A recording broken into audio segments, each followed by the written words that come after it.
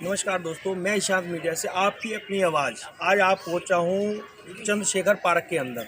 सुबह का समय था, आया तो मैं किसी और काम से था, लेकिन मैंने सुबह की चहलकदमी देखा। आज हमारे साथ ये परमानंद जी यहाँ अपने प्रचार में लगे हुए थे, तो मेरे आग्रह पर मैंने इनसे देखा आओ 2 मिनट बात करते हैं और इनसे जानेंगे कि आज का जो माहौल चल रहा है, क्या ये उस माहौल में अपने आप को जमा पाएंगे या नहीं। परमानंद जी, पहले तो आपका स्वागत और अभिनंदन। धन्यवाद कि सुबह की चहलकदमी में आपकी और मेरी मुलाकात हुई। बहुत बहुत धन्यवाद आपका। और मैं तो यही कहूँगा कि भाई मैं अपनी मेहनत पूरी कर रहा हूँ। लेकिन मैं आपसे सिर्फ एक सवाल करूंगा, आपके सामने जी कैंडिडेट जो है, एक तो है चंद्र प्रकाश शर्मा जो भाजपा से आते हैं, ठीक है। दूसरे कैंडिडेट है अनिल गौतम जी जो कि पहले कांग्रेस के अंदर थे, चुनाव जीते थे, फिर किसी जो भी रहा होगा वो आप में आ गए। आपने अपने कार्यकर्ताओं की अनदेखी करते हुए उनको टिकट दिया, तो मुकाबला किससे मानते हैं आप? क्योंकि देखिए कहीं ना कहीं ये तो मानो मुकाबला है, लेकिन किससे मानेंगे पहले ये पूछूंगा। देखिए, एक बात बताऊँ मैं आपको, जो लोग जगह जगह बदलते हैं, जिसमें जैसे भी आपने खुद कहा कि वो आप में आ गए, ऐसा नहीं हुआ उनके साथ। वो सबसे पहले हमारे से कांग्रेस से टूटकर वो सबसे पहले बीजेपी में गए। 1 महीना बीजेपी में रहे जब सुमनलता का चुनाव हो रहा था नगर का। उसके बाद उन्हें लगा कि यहाँ कुछ गड़बड़ है, उन्होंने फिर आप ज्वाइन करी, आपसे तोड़ के फिर उन्होंने फिर कहा कि नहीं भाई मुझे तो कांग्रेस में ही आना है, मेरे से बहुत बड़ी गलती होगी, मैं माफ़ी चाहता हूँ। और वो वापस फिर कांग्रेस में आए। उन्हें फिर कांग्रेस में लगा कि यार ये तो गड़बड़ है, फिर वो आप पार्टी में चले गए। तो वो तो दल बदलू हैं और पूरी क्षेत्र की जनता जान रही है कि अनिल भाई दल बदलू हैं। तो जनरल सीट पर उनको खड़ा किया गया है, तो कहीं ना कहीं जो आपके कैंडिडेट होंगे जो उस चीज़ को बहुत आशा से लगाए हुए होंगे आज कि ये हमें भी मिलेगी, तो मतलब उनको कितना जोर पड़ेगा।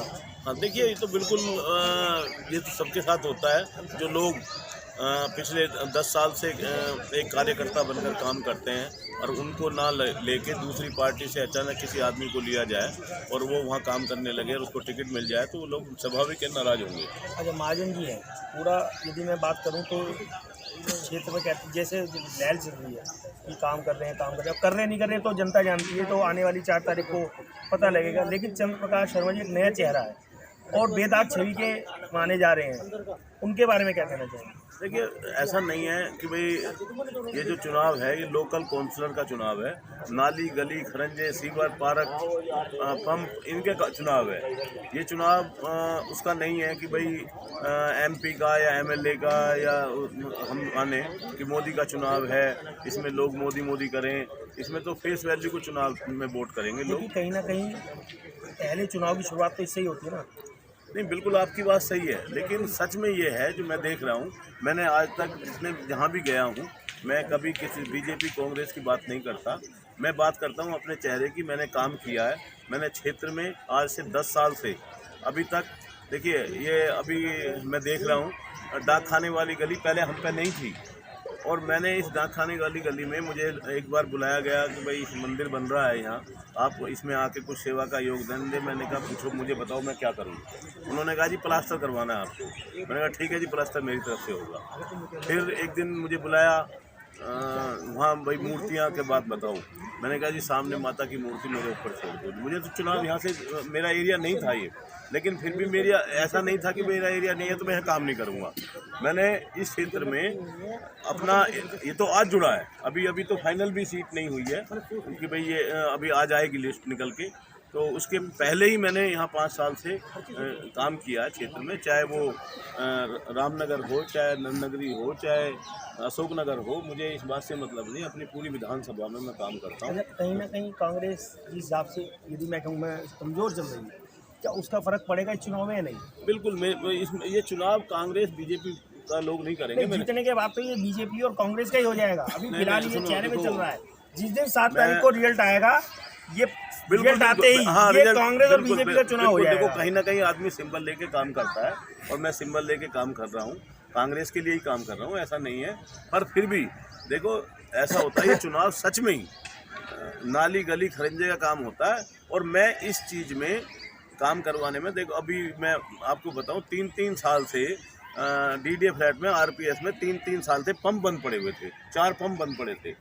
अभी जैसे चुनाव की प्रक्रिया आई, उन लोगों ने मुझे बताया कि भाई ये पंप बंद पड़े हैं 4 साल से, और मैंने वो पंप अभी बिना जीतने से पहले ही चाहे उस चारों पंप ठीक कराए, और मानसरोवर पार्क में कई हाई मास बंद पड़े थे, मैंने अपने पैसों से ठीक कराए। चलो, अब जितेंद्र महाजन जी विधायक है, काम किया या नहीं किया, और नहीं किया तो उसका फर्क पड़ेगा या नहीं? मैं महाजन जी के बारे में या कांग्रेस के बारे में या किसी की, मेरी आदत नहीं है किसी की बुराई करना। बुराई नहीं कह रहे, काम देखो, आज जब आप काम के लिए निकले हो, वोटों से काम के लिए मांग रहे हो, तो कहीं ना कहीं काम किया है या नहीं किया उन्होंने?